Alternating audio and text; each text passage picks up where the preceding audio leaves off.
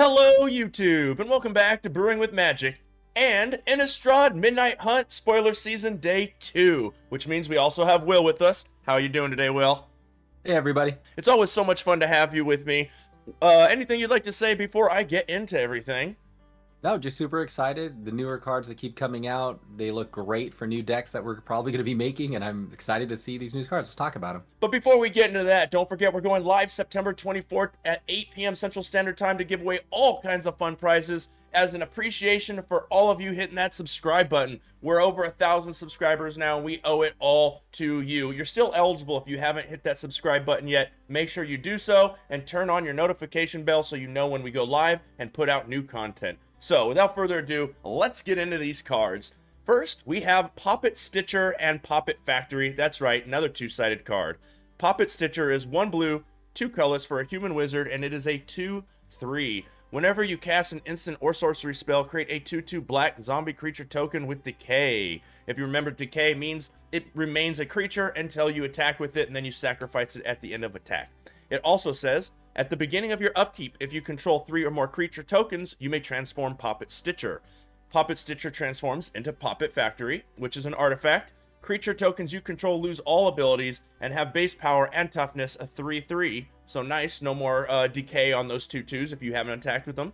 At the beginning of your upkeep, you may transform Poppet Factory. You just may, if you don't have any creatures left, I guess. There's a lot of words going on here, Will. Talk to us. All right, so Popper Stitcher is, I think, a fantastic card. I really like this card a lot because not only does it kind of build its own army, but it also can protect itself by becoming an artifact. So if they're trying to do some board wipes or some removals, you're already flipping him back into the Poppet Factory. And then at the beginning of your next upkeep, you may transform him back into a human, cast some more spells, kind of get things moving. So kind of in that Demir build, I was thinking, again, we have Neferi, Betrayer King.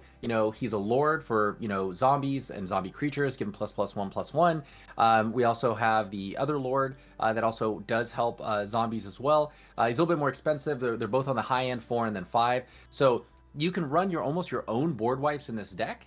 And kind of like remove a bunch of their stuff, run counter spells. You can run card draw to kind of like get those zombies onto the battlefield and then use him as kind of his own engine.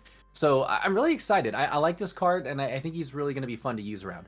I agree. In fact, what I see is a lot of potential for mono blue to maybe become something. The fact that this isn't a legendary creature, the fact that you can throw it as the human side, you can protect it with counter magic, you can go ahead then and, get it on turn 6, be able to protect it. Auron's Epiphany. The next turn, now you have 3/3/3s plus the Stitcher itself. I don't know. There's a lot of potential going on there, and I think it's kind of exciting to see what people do with it. Maybe an aggro blue or a blue control shell around that. So, Yeah. kind of neat. Okay, next we're going to go into another two-sided card, a Curse of Leeches, and the backside is Leeching Lurker. So, Cursing Leeches is 1 black, 2 colors for an enchantment or a curse. We got some curses. I know that you love those, Will. Enchant player. As this permanent transforms into Curse of Leeches, attach it to a player. At the beginning of enchanted player's upkeep, they lose 1 life and you gain 1 life. It's daybound. And then the backside, obviously, is nightbound. It is a Leeching Lurker. It has lifelink and is a 4/4 leech horror creature. I mean, there's a lot of stuff going on there. It seems powerful. Yeah, this is one of those cards that can kind of sneak up on people, I think. Especially if you are building around using Daybound and Nightbound. The 4/4 with lifelink is very strong. I mean, it is. We've seen it in other cards that have been 4/4s that they've put out. I mean, you look at with green decks, 4/4. You have the troll, and it becomes a land. You can sack it, and then it becomes but it's just the back end of being a 4 and the front end of being a 4 is very strong. And then in a lifelink, deck where maybe you're gaining life and they're losing life and you're using that maybe as an Orzhov combo. I mean, we've already seen it right now in Orzhov where we're kind of like picking apart people, or in Golgari where we're also picking apart people. So I think this kind of fits into those two shells where you're kind of getting that mass damage on one end, but you're also getting that pick apart damage that might fit into whatever other deck you're already playing that's using that kind of life death mechanic. So I think that's a good card. I mean, we'll see how it plays out and how it works. Yeah, and you just gave me a thought, nothing to do with this card particularly, but in general, I wonder if they're going to put out a card that is like an enchantment, an aura, an artifact that shuts down day and night. Good point. A little bit of a counter to the set. See if there's something like that. So maybe call it Werewolf Hunter. I don't know, kind of neat. So, okay, let's move along.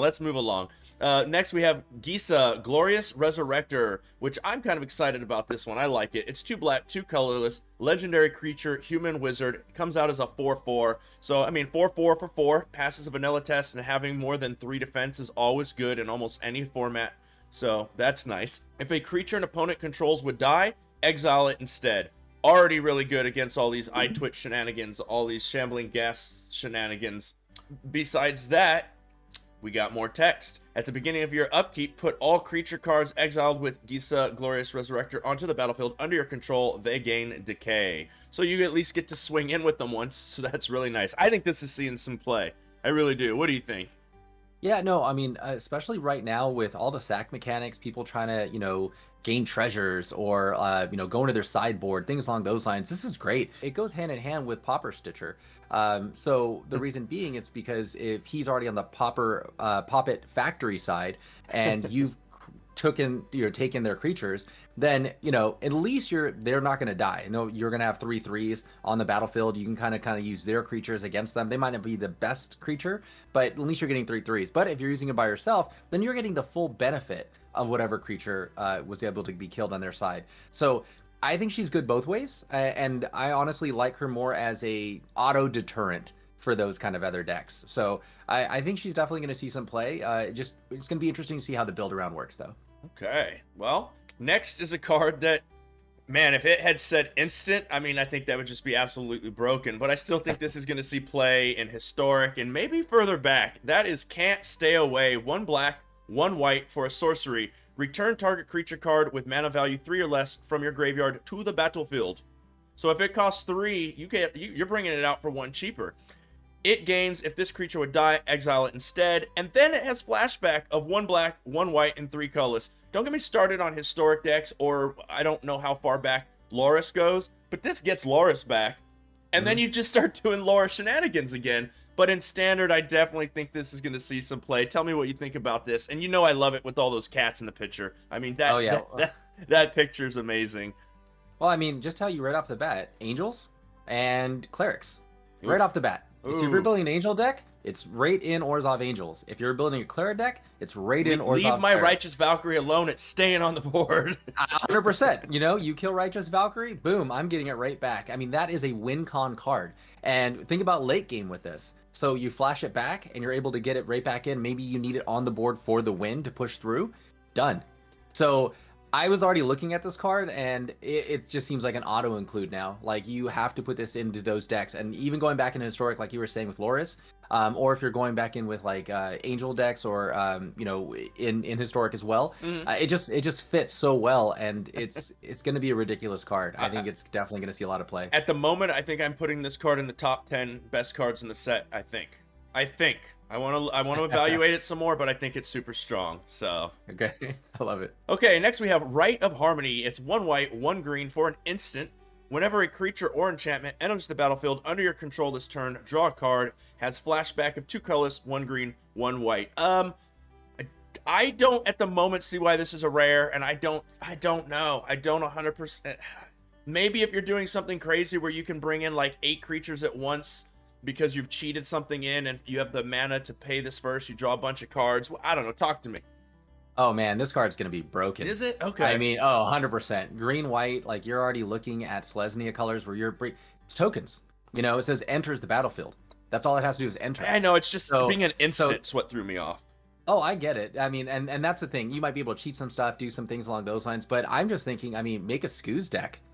You have a Scooz deck, and you drop a couple lands, and all of a sudden you pop off. You already have 4 Scoots in play. You bring in 4. And now you just drew 8 cards. Or 8. I mean, this is or ridiculous. 30. So you know what I mean? Or deck yourself. You deck yourself. I mean, yeah. I'm just saying it's definitely one of those cards that can refill your hand in a second. And that's why I was looking at it. I mean, there's other builds I was looking at for Selesnya where we can go and make a bunch of tokens. Think about those human decks we were talking about yesterday, and all of a sudden you're able to create a couple extra 1/1 humans on the board. You know, instant Rite of Harmony in, draw 3 more humans or 3 more cards that you need to kind of get yourself over the board and then like win. So I'm yeah, it is definitely a rare for a reason. It is going to be, it's because the flashback makes it that much more usable. So I'm kind of excited to see. So again, Selesnya is getting stronger, and that makes me happy. And maybe even Splash, because this could easily help you win with, what is it, Triskaidekaphile, or I can't remember. I'm not good with names as it is, but the one where you win if you have 13 cards in your 13 hand. cards in your hand. I mean, you'd have to splash 100%. A third color, but hey, go maybe, Bant. You know, definitely maybe make it work. Who knows? So okay, let's move right along. We have Geist Flame Reservoir, 1 red, 2 colorless for an artifact. Whenever you cast an instant or sorcery spell, put a charge counter on Geist Flame Reservoir. You can pay 1 red and a colorless and tap it. Remove any number of charge counters from Geist Flame Reservoir. It deals that much damage to any target. I like that. You can also pay 1 red, 1 colorless, and tap it. Exile the top card of your library. You may play that card this turn. So being a 3-drop artifact for mono red, this looks like, I don't know, this looks like it could be a lot better in a shell that's splashing red that's a control deck than a rush deck, but how are you seeing this? Yeah, I was looking at it more from a control side, like going is it, you know, or going big red of some sort, where you're able to kind of like manage the board a little bit better. Again, we're gonna have to see some other cards that are coming out, but I mean, as of right now, think about those storm decks that we're seeing with the Storm Giant, returning everything back to your hand. They're controlling the board a lot. You know, so, and it says whenever you cast an instant or sorcery. Yeah. So, I mean, they're countering your stuff over and over again. They're returning stuff back to your hand, you know, so they're already filling that requirement. And then they're dropping their Storm Giant to return everything back to your hand, starting you back over. And the goal is to kind of like take a turn, swing out and win. Well, say they can't get in for that, you're able to stop some of that mechanic. This artifact has been down this whole game. They pay 2 and they shoot you for 8 or 10. For the face. So I see it kind of being in that kind of shell more than I see this being in a mono red shell. It can be. It definitely can be if we see more stronger red cards come out in this set. But I think right now it's probably not going to be as strong as we could in a mono red build. It definitely looks like it plays well with Onyx to me, though. I'll tell you that for sure. So you got her drawing the cards you need. She's gaining you life, doing 2 damage to them. You're putting counters on here. You tap it. You finish the game. I like it. So, okay, next we have Light Up the Night. 1 red, X for a sorcery. Light Up the Night does X damage to any target. It deals X damage plus 1 instead if that target is a creature or planeswalker, and it has a flashback, 1 red, 3 colorless, and it's a little odd though, it's not just that. Instead of paying X, you now remove X loyalty counters from among planeswalkers you control. If you cast spells this way, X can't be 0. Seems awkward and clunky, but you know, sometimes I just don't see it like you do.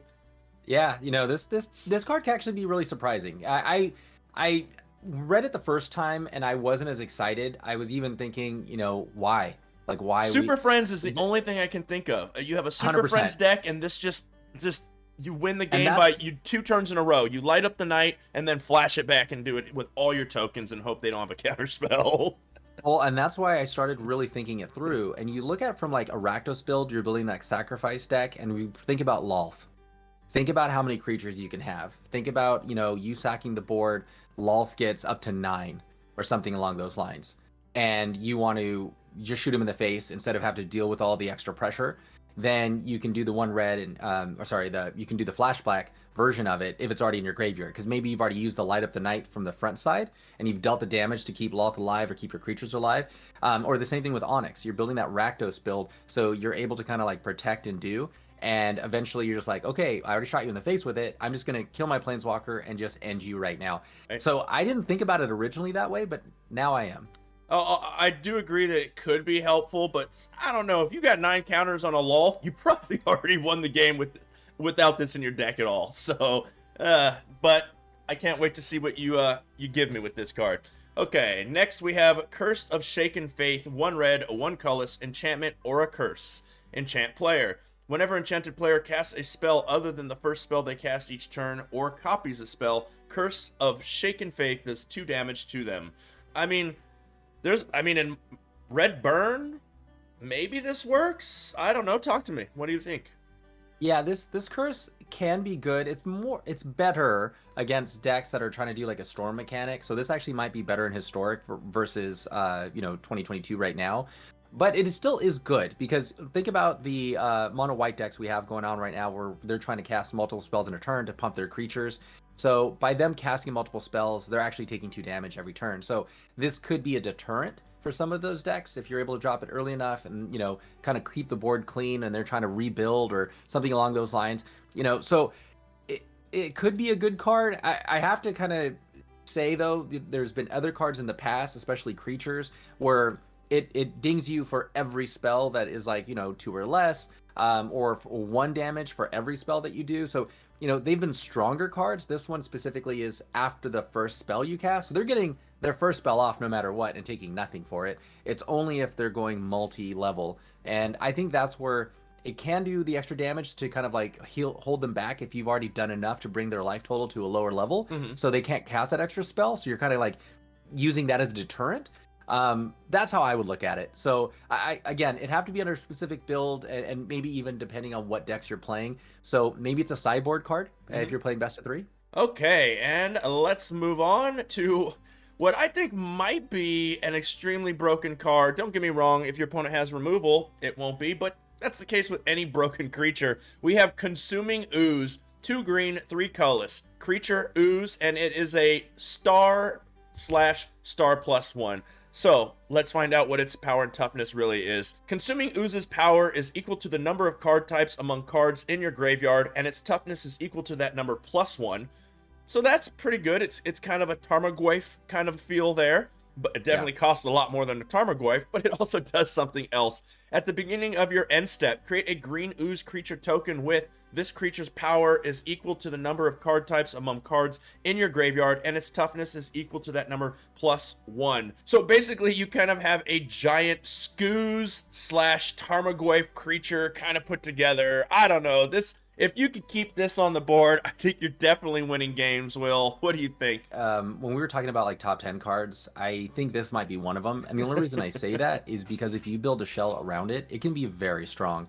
And the reason I'm so excited is a little bit different than the Tarmogoyf. Tarmogoyf is all graveyards. This is just your graveyard. True. So the difference is you have to build around putting stuff in your graveyard. But with like Golgari right now and other cards that we're seeing that are already putting stuff into your own graveyard, we definitely have the ability to already kind of like put this into effect, which is great. So you're kind of like building it up. So the way it works though is that it basically almost auto protects itself unless they remove it immediately when it touches the board. Because if they cannot remove it from touching the board, then at your end step, it'll create the second one. So now they have to deal with 2. And if they can't deal with both of them with whatever removal they have in their hand, then you're going off.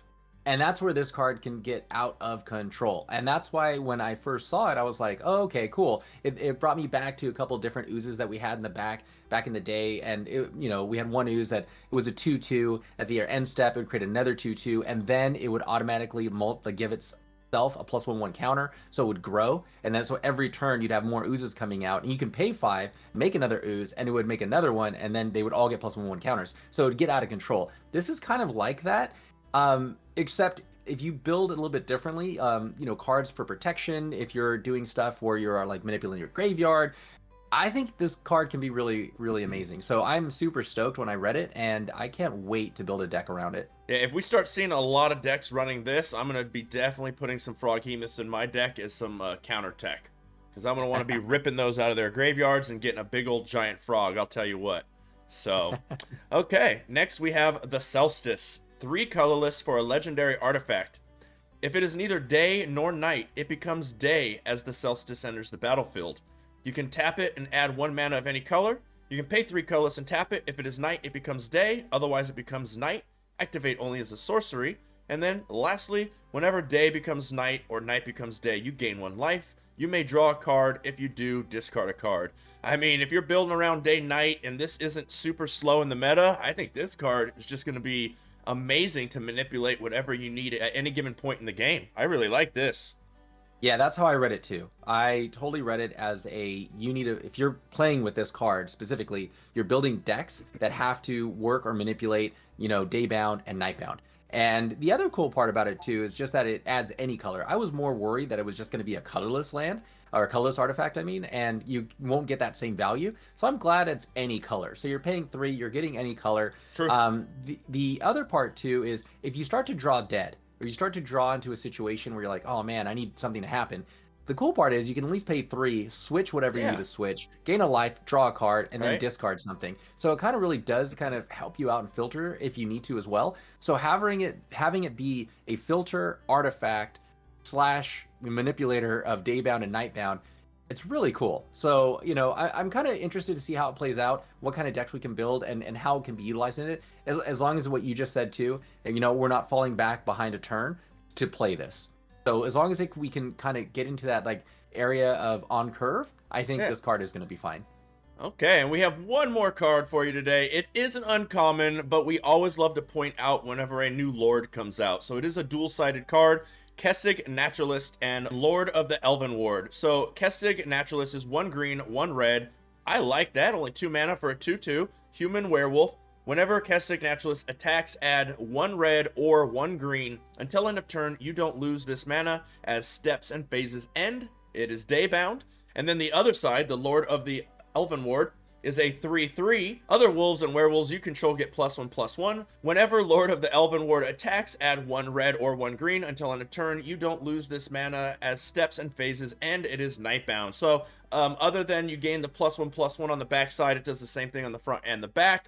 And lords are always good. So if you're playing werewolves and or wolves, this is going to see some play, right? Just like with the other Gruul cards that we were discussing before, it's amazing addition to kind of keep on curve. And this would it be is your on 2, curve. Oh. you'd have your 3, you'd have your 4, and now not only if it's nightbound do you have a 5/5 that's swinging with a planeswalker, but now it's a 6/6 because of this. So we have Tovar, the Midnight Scourge, as well, and when he's on the battlefield and he's swinging with all 3 of these, now you can boost it to give it from trample, but now you're drawing cards on top of it. So it's in curve. You're drawing cards. You're getting +1/+1s. You have an indestructible planeswalker that's swinging. You're getting for 6. extra mana. It's insane. Yeah. I was like, so when I saw this card, I was like, oh yeah, that's you're synergizing so well. Yeah, we're going to definitely see some golden Gruul decks is what we're going to be seeing soon. I mean, that is a super strong curve, 2, 3, 4. And then if you wanted to, you could slam down a 5th consuming ooze. that's pretty good. So, well, that is going to do it for today's spoilers. Before I wrap it up, Will, would you like to say anything else to the Brew Crew? Okay, I just want to say thanks to everybody. I really do appreciate all of you guys signing up, subscribing, viewing, watching, and giving us your great comments. We love it, and we want to say thank you, and we're going to keep putting out some great content for you guys and have some fun. So excited for this next season. Yes, thank you very much, Will. Once again, I'm sure we will see you soon because spoiler season is not over. Thank all of you out there who have already hit that subscribe button. If you want to be eligible to win some fun stuff as well when we go live September 24th, you also need to hit that subscribe button, hit the notification bell. All the information for what I'm talking about should be down below in the description. And as always, until next time, have a blast in the arena.